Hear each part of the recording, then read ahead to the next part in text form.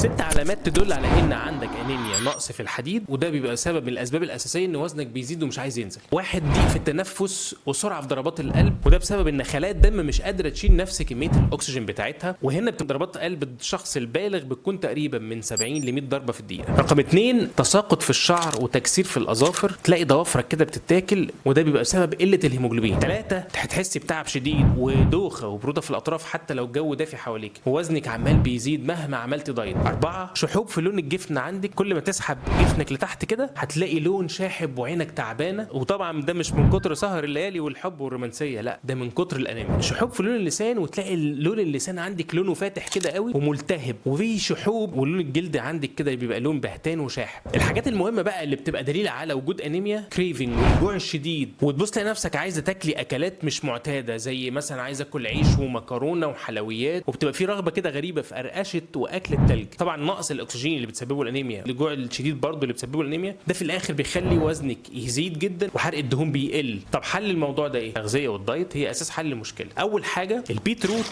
او البنجر او الشمندر، الخرشوف من الحاجات الجميله برضه ومليانه حديد وكويسه جدا، وفي حاجات تانية كتيره في الاكل: تمر، كركديه، الرمان، تفاح، كلها حاجات فيها حديد. اكتب لي في الكومنتات تحت هل عندك علامه من العلامات اللي قلنا عليها في الفيديو دي، ولو عندك هل وزنك زاد بعديها ولا لا، وزاد كام كيلو.